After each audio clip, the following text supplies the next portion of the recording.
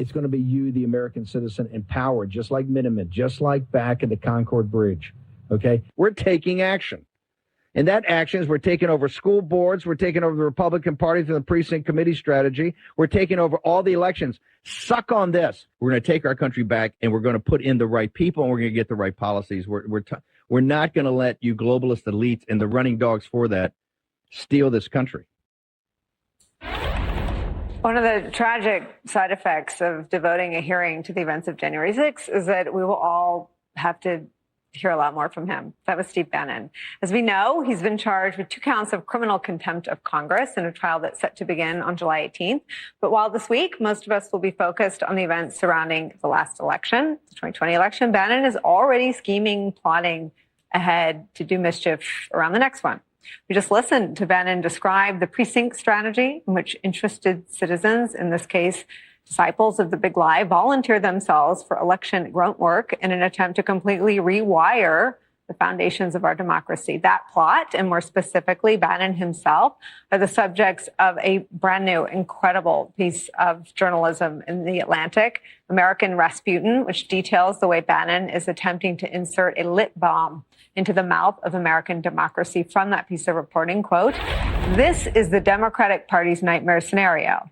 The hobgoblin that visits at 4 a.m., the infrastructure of civil servants on the state level, which barely held the U.S. together in the aftermath of the 2020 election, comes entirely undone through democratic means." Joining us now, the author of that brilliant piece of reporting, Jennifer Senior, Pulitzer Prize-winning staff writer for The Atlantic. And we love that piece so much, too. This is a triumph. Congratulations. Everyone watching should get through the whole thing. It took 2 sittings to do it. So let me just first ask you about spending all this time inside Steve Bannon's head. Oh, my God. And how much of it he was in mine. Yeah. Well, tell me about that. Yeah. I mean, it was bonkers. I mean, he's this very beguiling combination of, he's charming. He's insane. He's a flim-flam artist. And is it insanity like it's crazy and it's not tethered to reality? Or is it like sadistic? He knows how much damage it's doing. I think he's generally like monomaniacal. I think he's a megalomaniac. I think he's a likable megalomaniac. I think he's, what would I say? I mean, I think the real confound here is you can't tell what he believes. He's truly disorienting in this way. He can very easily code switch and start speaking like you and me, sounding totally reasonable. You know, when he's off mic and he's not a howling belligerent, he can actually hear my point of view about, say, Ketanji Brown Jackson. Yeah. You know, like he can actually have a reasonable, rational argument, and then suddenly he's a different guy, and he slowly but surely will start inhabiting this other point of view. And for the life of me, 4 months out, I could not tell you whether he believes the big lie, and neither can most people around him, as best as I can tell. Take me through the piece. I mean, what is his, I think the scary thing about Steve Bannon and the danger of looking at him as sort of some footnote from the Trump presidency is that he's at it. And he's moved on to the next project, which is sowing chaos in 2024. Oh, it's to make this permanent, right? He wants election deniers everywhere. And like the idea of this is so bone-chillingly dangerous. I don't even know where to kind of begin. I mean, his idea is basically to make sure that we've replaced all of the infrastructure that currently exists with people who are inclined to blow everything up, to reject election results if they don't suit, right? So this is starting at the ground level, at the precinct level. It's at school boards, it's election inspectors, and you start low. You do the grunt work where you're knocking on doors and you're signing people up, and within a matter of years, you can be running elections. You can assume real power. And this is what makes it Republican endangering. It's not a game, and there are times that I feel like he has almost this sportsman-like, it's game, it's P.T. Barnum stuff. And this is our country. It's our country. Yes, no, it's our country, actually. It's the deplorables country, and it's not taking us years. We're going to do it now. Okay, we got a lot going on, and we got a lot of work to do. We got Naomi Wolf is going to be with us. Kris Kobach's going to be with us about the caravan and the invasion of the southern border. Naomi about efforts we have to make today about the hearings that are coming up. She's going to get us all up to speed on that on Pfizer. We've got the Taiwan situation. The great Bill Gertz is going to join us on Taiwan. This essentially shot across the bow of America. You cannot touch the chips, or you go to war. This doubled down to our special over the weekend and the week before. We've done 4 hours of specials on this very topic, the coming war over Taiwan. And this weekend we combined Ukraine, the bloody Ukraine, with the chips on Taiwan, to tell you that it's going to be a blockade. They're going to quarantine Taiwan. You can see it coming right now about this threat today from senior Chinese officials, challenging the United States to take any action against them on sanctions, or to take any action about actually moving the equipment to these new locations in Texas and Arizona where we're trying to build these plants. Okay, we're going to get to all that, but first, I got to bring in the queen of the to make this the precinct strategy, and somebody that's out there training up the, what they call them, the grundoons or the worker bees. They got it wrong because Cleta Mitchell, you're trained. Well, it's not going to take us years to do this. You're doing this in a matter of months because you're going around right now and training up people. And Cleta's the best. Cleta's the lawyer in the conservative movement that's been on every important organization to get them started, to be a board member, to make sure that people know what they're doing. She's obviously very close to President Trump, but her new task and purpose is to essentially what Jennifer Senior from the Atlantic magazine that wrote that great piece called American Rasputin. Of course, Nicole Wallace, who's in complete shock because participatory democracy, participatory populism, people are going to work. Cleta, is MSNBC correct that they should be frightened that these are election deniers, or are these American citizens, ma'am? These are American patriots. We are going to stop the infiltration of our elections by the radical left. Look, Steve, for more than a decade, the left has been infiltrating our election offices. They have subverted the election process to have what I've started to call unobserved voting, where they move the voting to mail voting so that they can wreak havoc and they can cheat. And I am part of a movement, the election integrity movement, where citizens all over this country are saying, we're not going to let the left continue to control our election offices. And that's what they're upset about. That's what those women on MSNBC are upset about. They don't talk about the $2 billion that the left has invested in election infrastructure to support their radical ideas about stopping the in-person voting. And we have to start fighting back. And so we're training people. My Election Integrity Network from the Conservative Partnership Institute, we're doing summits. We have a summit in North Carolina, Raleigh, North Carolina, Friday and Saturday of this week, Friday the 10th, Saturday the 11th, all day. Go to whoscounting.us and register and come to our Election Integrity Summit in North Carolina, Raleigh, North Carolina, this Friday and Saturday. We're going to teach about voting machines. We're going to talk about cleaning the voter rolls. We're going to talk about how to be a poll watcher and a poll worker. We're going to talk about protecting the vulnerable voters in nursing homes and group homes, where the left preys upon those people and steals their votes. And in Arizona, for those of you from Arizona, go to azelectionprotection.com. That's azelectionprotection.com. Sign up to be an observer. We need the army of poll watchers, observers in Arizona. We need people to come to Raleigh this Friday and Saturday, because we need to fight back against those women and MSNBC and the elites who call us names because we are patriots and we believe in the fundamental right to vote, and we believe that elections should be conducted under the rule of law and not blown up by judges and left-wing groups to come up with manipulate the results to get what they want. That's what they did in 2020. We are not going to let them ever do that again, ever.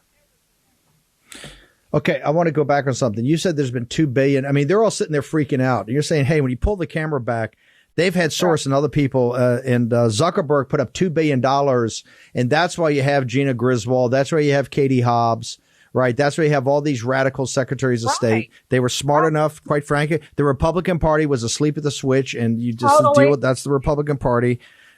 And so, but I want to compare and contrast. Go back and compare your volunteer effort of training American citizens and patriots to do this in weekend seminars, and they sign up. We have, and we're building the Army of the Awakened. This is the Army of the Awakened. Okay. Right. People wait to compare and contrast right now the $2 billion of cash that's gone in from Zuckerberg, Soros, and others versus the volunteer effort of CPI.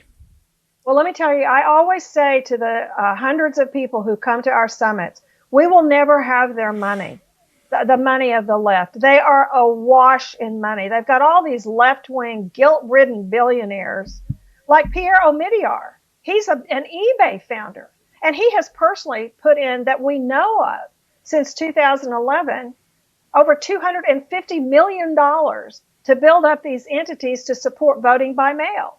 And we have, they're myriad. You mentioned George Soros. You mentioned Mark Zuckerberg. I mean, there are all these left-wing foundations. It is just, and I always say, we will never have their money. We will never have the plethora of entities that they've planted inside election offices. They've announced at least two $80+ million projects this year. One to take over election offices by electing people at every level, and one to continue the CDCL, the Mark Zuckerberg group that got nearly $400 million, Center for Tech and Civic Life. They're going to give out $80 million in grants to local election offices. And so we have to do research, and we have to expose where they are. We have to fight them.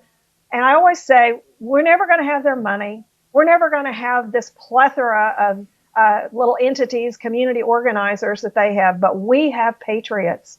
We have millions of patriots, and all of us together can make a difference. And we make it bite-sized chunks so people can figure out where they can best help, and we give them the tools to do that. And I'm telling you what, we are going to watch them. We're going to watch eyes on every ballot. We are not going to let them pull the mischief that they were able to pull in 2020 because we weren't watching. That's the main thing. And that's what Nicole Wallace and her friends are worried about, that we're going to be watching.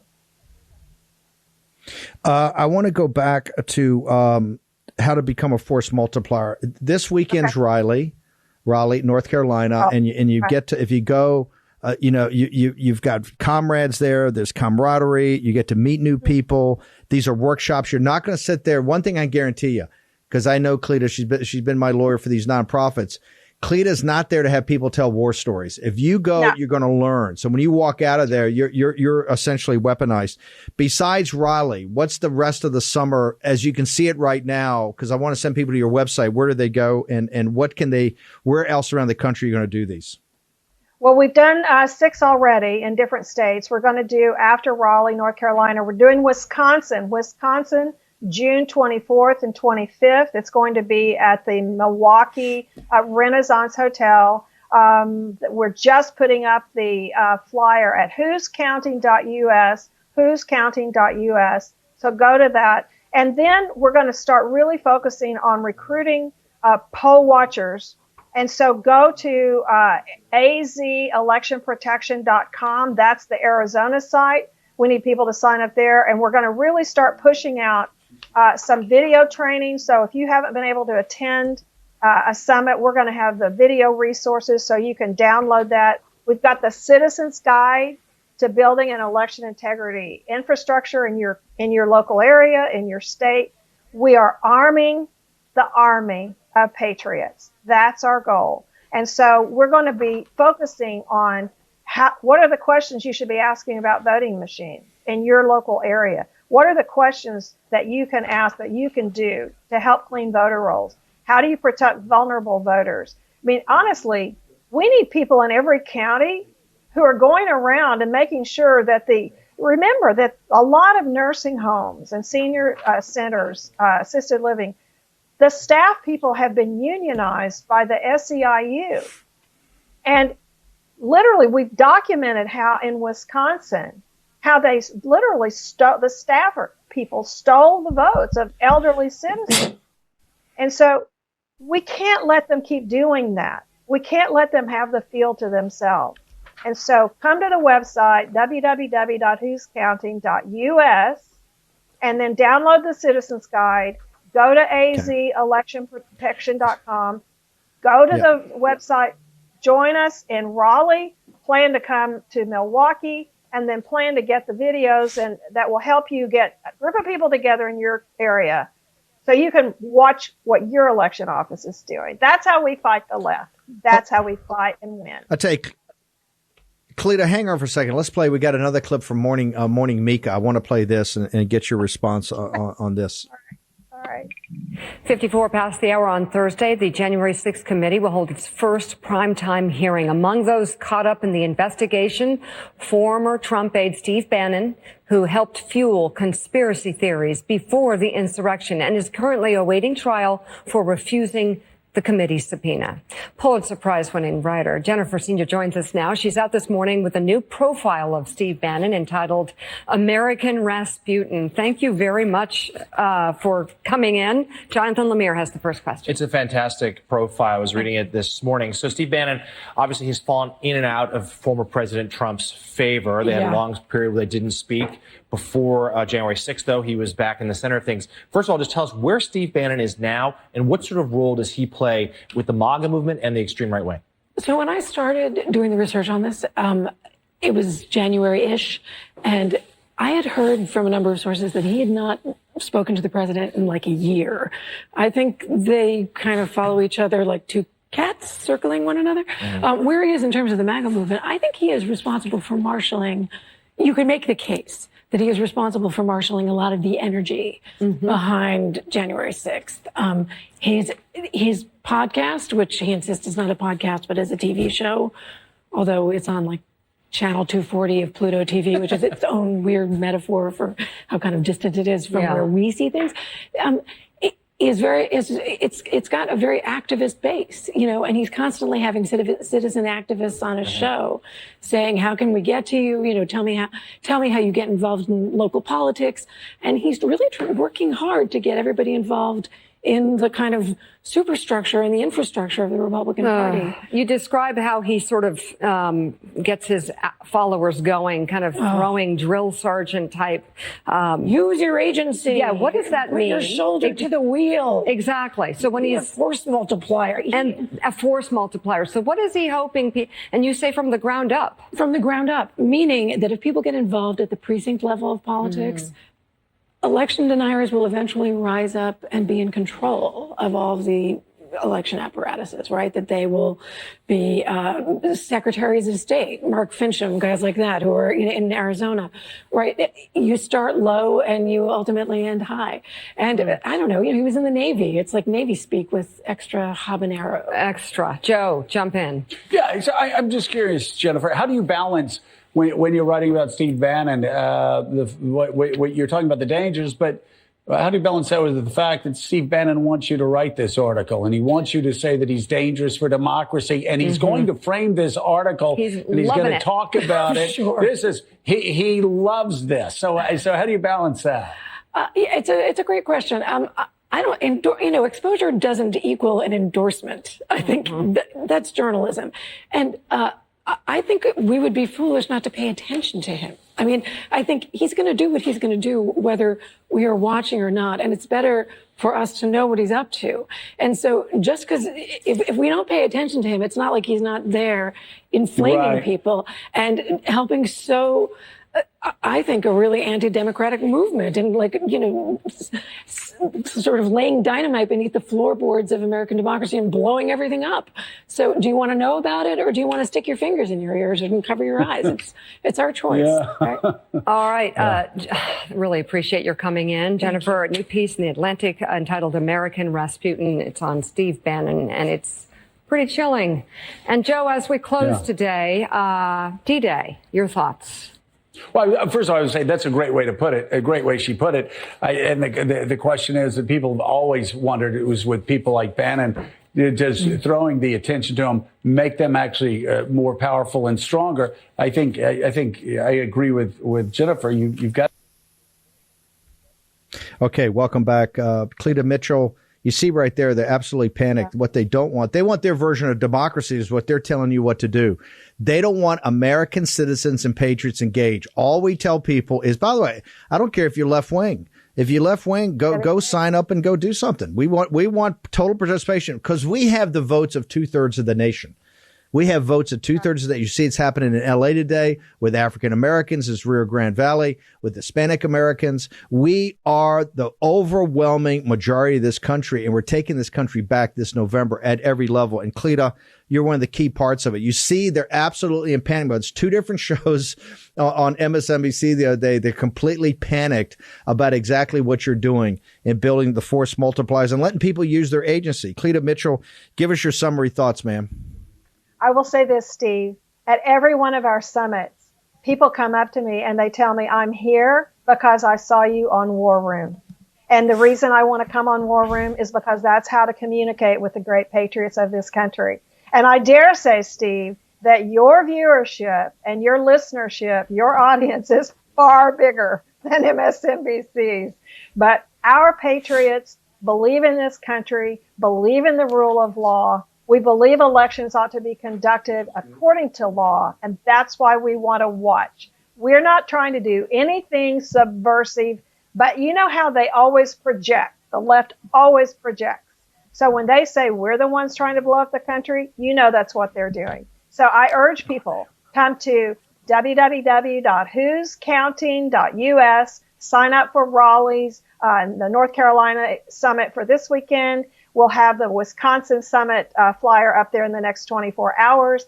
Go to azelectionprotection.com to become an Arizona poll worker. We need people everywhere.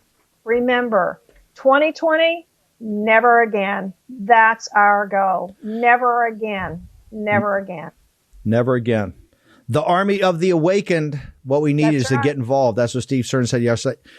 Cleta, thank you so much. You're a saint for doing this. You really are incredible person. Thank you. Appreciate it. I want to bring another leader of this movement, Naomi Wolf. We got a little sketchy connection, but Naomi, because I need everybody to go to work today, and we need them to go to work on this task and purpose that you just found out. Tell us what's going on, and can people actually communicate and actually send something so that their voice can be heard about whatever's going on with the CDC or the FDA. Can you explain exactly what's happening? Sure. It's so awful.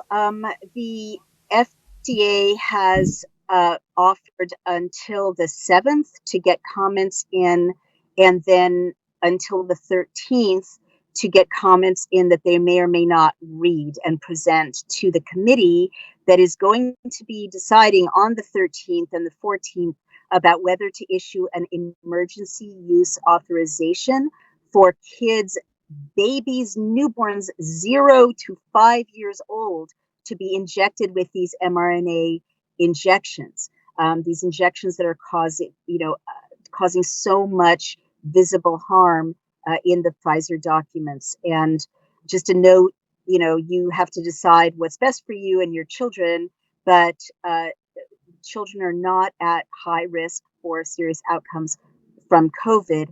And the Pfizer documents show that children are at risk, that they do sustain heart damage and other harms from these injections. So the FDA, the same people who turned a blind eye to thousands and thousands of serious adverse events, including death in the Pfizer documents, the same people who colluded are now calling for public comment, which is they have to do by law. And so you can flood the zone. I know that your wonderful producer, Cameron, is going to post a link. There's one directly to the government site where you submit your comment, and you can tell the FDA what you think. I personally think that those kinds of comment slots are kind of black holes because you don't see what other people have done. So I'm offering a Daily Clout to publish your comment, and hopefully we'll have hundreds of comments.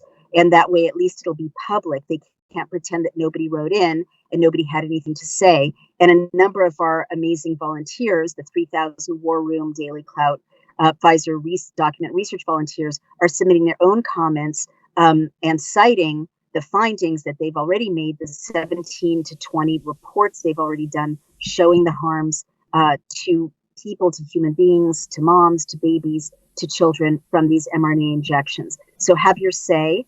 I'm personally not, I just think these things are theater. I think we need to do more than comment. We need to keep having members of Congress demand disclosure of all documents from the FDA and investigations. But in the very short term, have your say. Let them know that you are not sitting by. Naomi, we've got about a minute. Just walk people through. I want to make sure people go to either Daily Clout or how do people get organized tonight to put these comments up? Well, we do have a submit your comment link right up on Daily Clout. I'll send the link to the actual federal database where you submit your comment. I'll send it to your producer so you can put it in your social media. And you can also go to James Roguski's Substack. He also has the link to where you submit your comments, and share them on social media, share the comment form so that the FDA will hear from you. They're really evil because they didn't announce this until kind of the eve of the deadline. They certainly didn't issue a press release or announce it publicly, have a press conference. So they're really of course not. And we. Right. Real quickly, what's Daily Clout? How do people follow you on social media? So come to dailyclout.io. You can see all the reports that the amazing volunteers have posted.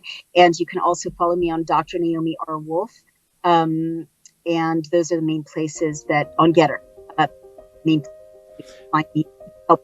You're on fire on Getter. Let's get all the Getter information up, everything for the Daily Clout and everything for Roguski's site. Very important. Naomi, thank you for coming in at the last second to do this. I really appreciate it. Everybody to the ramparts with the FDA. Short commercial break. Bill Gertz, Kris Kobach. Gertz back on Taiwan. Kobach on the invasion of the United States. Next in the War Room.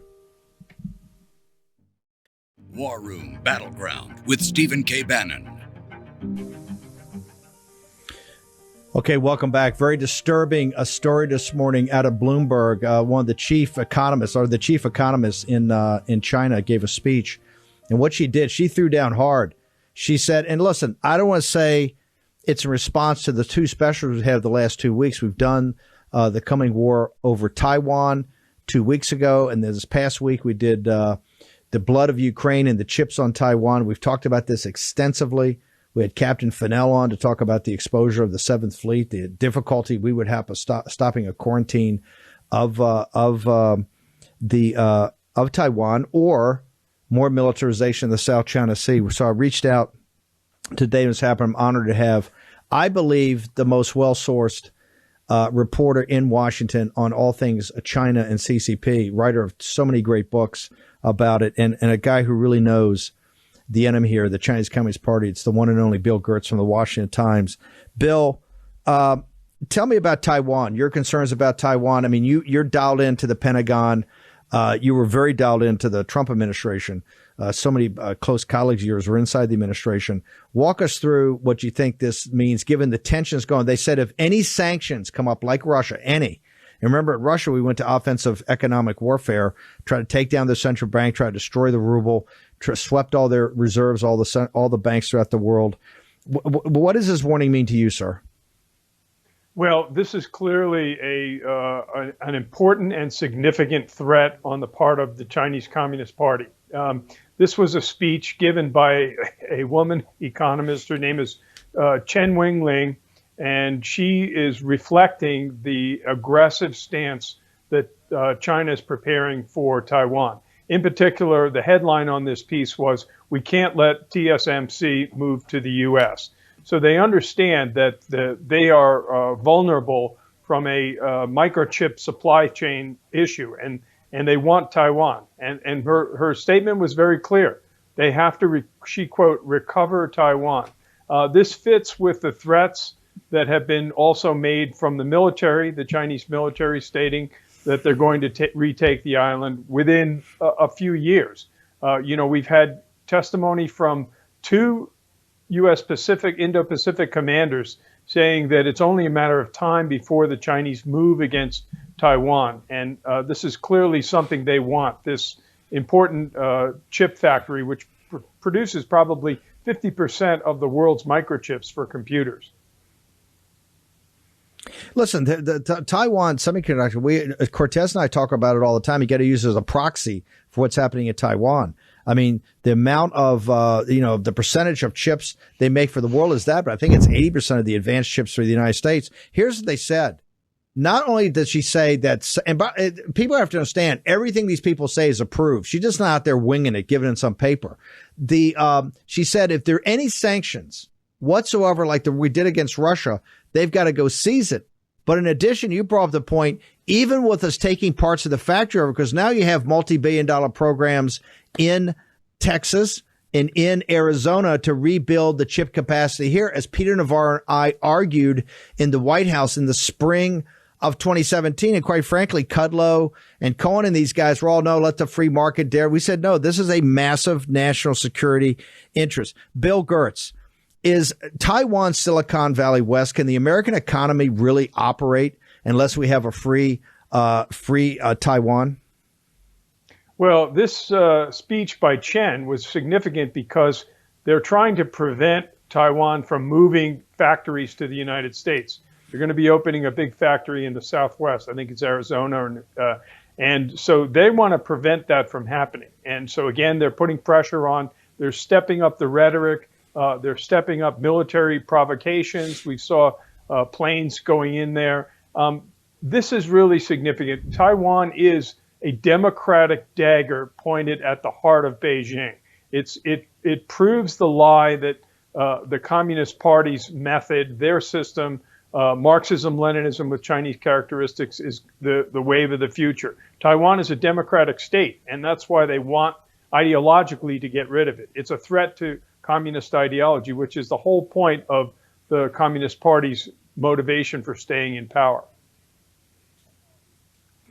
Bill, do you think that the way that they'll try to do this, instead of amphibious assault or air assault, because they want to keep the assets of Taiwan, do you believe that they will try a naval quarantine of Taiwan like the United States did around Cuba during the Kennedy administration? And if that's the case, do you believe our 7th Fleet, which Captain Jim Fennell does not, do you believe the 7th Fleet could actually break that quarantine? A blockade of Taiwan is certainly possible. China now has the largest navy in the world, and that is one possibility. I think also information warfare is key, and subversion. They're working aggressively within Taiwan to subvert the government.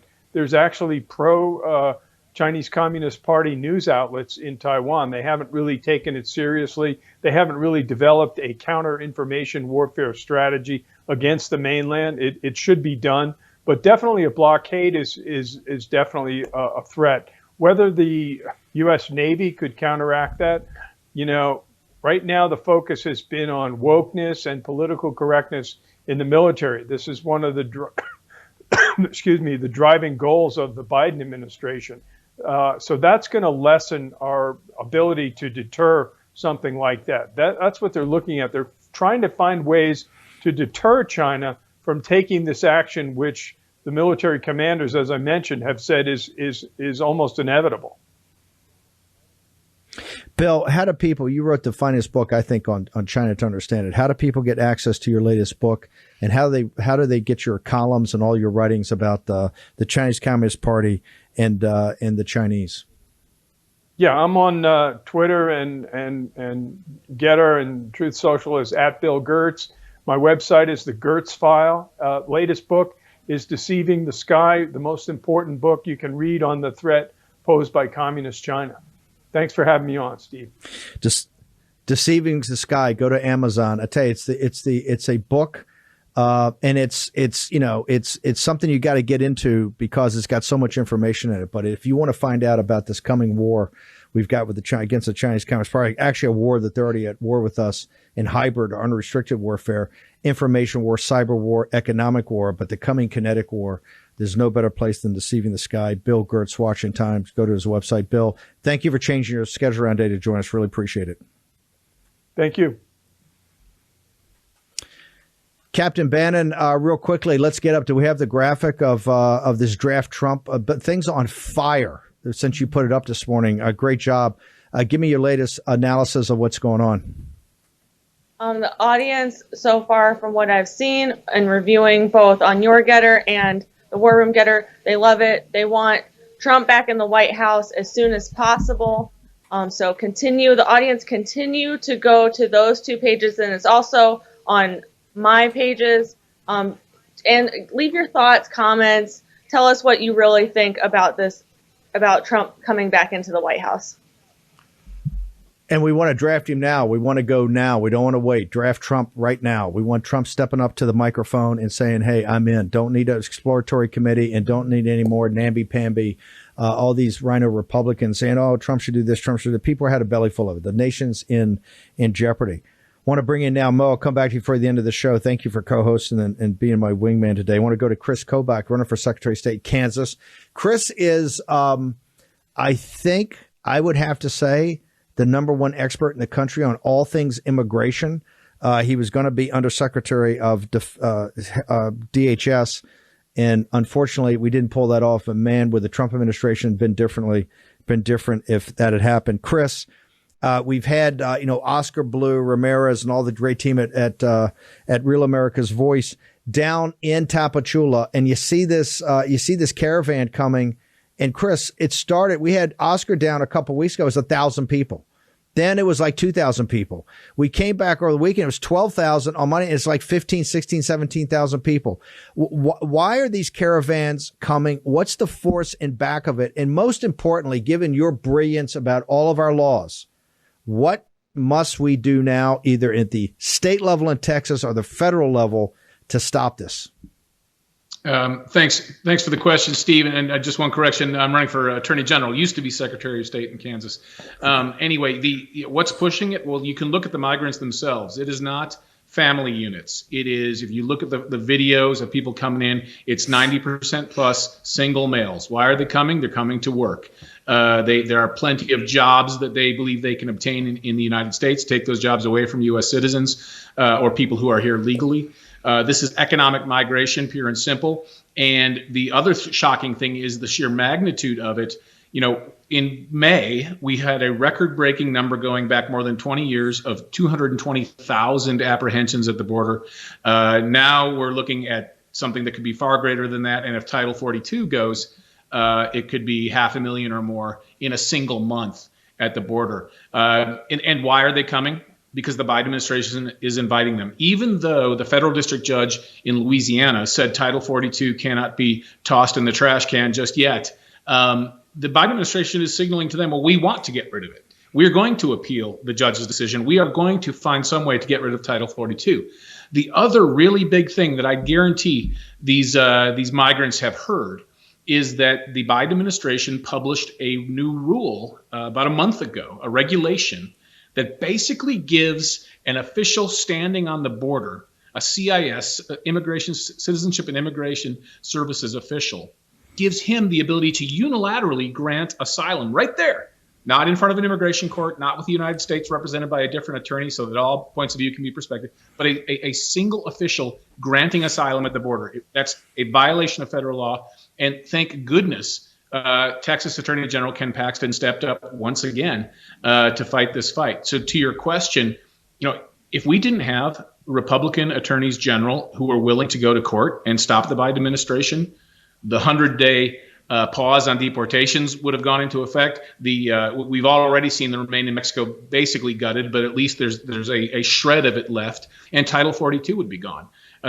Congress is unable to stop this lawless president, and at least we have state attorneys general stepping into the breach to do so. And that's the principal reason that I'm running to be Kansas Attorney General. It can't just be Texas and maybe Louisiana or maybe Missouri from time to time. We need more states stepping up and doing the work to hold off the Biden administration in court until we can get an executive who will actually enforce the law.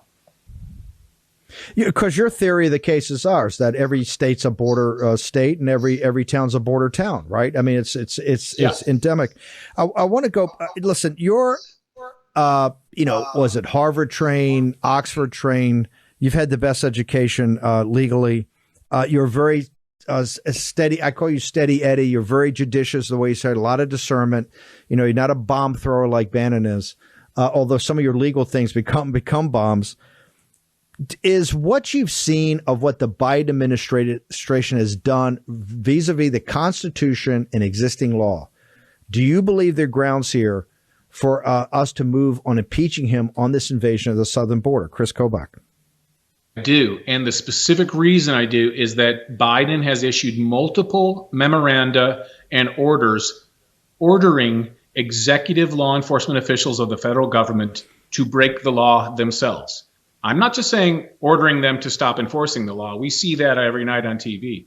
I'm talking about ordering federal officials who are below him in the executive branch to break the law. That is without doubt a high crime or misdemeanor and qualifies for impeachment and removal under the Constitution. How can you use that? When you say that, is it executive orders that Mayorkas got? Were they promulgated through DHS? Like what types of, is this having to do what you say about the granting of asylum immediately? In what areas are you particularly concerned that they've been lawless? Okay, let me give you a couple examples. So several of them were executive orders from the president himself, signed on the day he took office, January 20th, 2021. Take, for example, the dismantling of ICE, ordering ICE officers to break the law and not deport people who federal law says must be deported. First, it was a presidential order. Then Mayorkas followed it up with a February 18th, 2021 memorandum. Or actually, I believe it was the acting secretary at the time. Then there was another memorandum from September of 2021 from Mayorkas himself. And so what he does is he has a presidential order, and then he has his cabinet members make orders that implement these lawless executive orders. So it's a combination of both. With regard to the asylum change, that's a proposed rule, which means a proposed regulation, the first step of a regulation. Again, it's using the cabinet official as the one who is delivering the illegal act, but it's all coming from President Biden. It's not as if any of these things are being organically generated within the Department of Homeland Security. Why did the existing Republicans at the time? I mean, you came forward, and of course the war room. But why are we just hearing this now from Kris Kobach and really getting focused of Kris Kobach and Paxton and a few others? You know, I think many people just maybe they took Biden at his word and thought that he was going to sort of be faithful to the rule of law and that he would, not be a radical with respect to our borders. But he makes Obama look like a punter, as the British would say. I mean, he makes Obama's actions on the border look fairly respectful. And when Obama was breaking the law as well, I mean, Biden or whoever is pulling the strings and controls what Biden says and does, this is full-scale open borders, and it is an invasion by any definition, and it is something the country has never seen before. I mean, you're looking at 200,000 month after month after month, more than 1 million. Approaching 2 million if you count getaways coming in a single year. We've never seen anything like this. And if Title 42 goes, it's going to be like the population of a small state coming in every month. There has to be some enforcement of our laws. We have a completely lawless president. I think some Republicans are finally waking up to it. And, I think, Steve, some independents and Democrats are waking up to it as well. Well, the Hispanics, this is why we're going to carry the Rio Grande Valley. This is why we're going to have such a big turnout today in Los Angeles. The Hispanic community absolutely gets it. The African American community is starting to awaken to this. This is a great awakening going on right now of independents, moderates. Look, in the Rio Grande Valley, where it comes across first, we're going to get 50 or 60% of the vote this year of working class Hispanics. They understand that we have their back and this totally lawless. I want people just take a minute and I want to walk through, because listen, Kobach is special. Kobach is a guy that has been on this since the early days of the terrorist situation with Ashcroft. He knows the law. He knows exactly what he's talking about. He's a very steady hand. Walk through what you're doing to back the sheriffs down in Texas. Walk through what you've been fighting right now, and how can people find out more about your work and how to support you? Yeah, I appreciate you mentioning that case. We've got another case in federal district court in Galveston, Texas, where a group of 7 Texas counties and sheriffs are suing the Biden administration precisely about what we were just talking about, how the Biden administration is ordering ICE not to respond anymore when sheriffs call and say, hey, I've just picked up, a smuggler plus 10 illegal aliens. When the Biden administration is ordering ICE to release people from state penitentiaries who should be normally, under the law, transferred to ICE and then promptly deported. So these sheriffs are trying to protect their communities. I'm representing them on behalf of the Alliance for Free Citizens in court. So we're fighting that as well. But there are so many battles just on the field of immigration where the Biden administration has broken the law. Texas, as I mentioned, bringing that lawsuit to stop the granting of asylum by officials right at the border. The Title 42 lawsuit brought by Louisiana, along with some help from Missouri. It is extraordinary how many violations of law are occurring simultaneously. That's why I think the state attorneys general are actually right now the most important officials in actually getting legal action to stop Biden. People can follow me at KrisKobach.com. That's KrisKobach.com. And my handle on virtually all the social media platforms is Kris Kobach, KrisKobach. If people are interested in following your campaign and learn more about that in Kansas for AG, where do they go? I would say go to the website, KrisKobach.com, KrisKobach.com. They can follow it right there. You're a patriot and a hero, brother. Thank you so much, Kris Kobach. Thank you, Steve. Captain Bannon, let's get back in here, and I want to get up on the screen. Everybody can go to, we just got it on Getter right now. We may expand it out, but I want people to learn how to use Getter. Go to Getter, either the War Room site or go to Getter for my site, at Steve Bannon on Getter. Simple to learn how to join. And give me your comments, your thoughts, your observations on exactly this. Draft Trump and do it now, the summer 2022. Captain Bannon, tell me how it's going. What kind of volume we got? People want President Trump back in the White House immediately. They want him to come back in and save this country. Everything that Joe Biden has touched, he's ruined. So they want Trump as soon as possible. And they do not want to wait until 2024. So the vast majority of the comments we've got are supporting drafting today. Let's announce today. No exploratory committee, nothing. Boom, announce you're running for president. Is that the sense we're getting right now, Captain Bannon? After reviewing the comments, that's the sense that I'm getting, is that people want him in immediately. And it's very positive feedback after seeing the. Okay, give me your. Did she just freeze up? Give me your real quick. We got 30 seconds. I know you're always upset unless you get your social media up here. What is it? So you can find me on Getter and Twitter at Maureen_Bannon, and also on Instagram at Real Maureen Bannon. If I don't give her time to put that Graham thing up, she gets very snippy afterwards. Captain Bannon, thank you very much. You're going to be my wingman for the rest of the week here in War Room Battleground. We're going to see you at 10 o'clock tomorrow morning. It's going to be pretty intense. You know why? You're going to be back in the war room. See you then.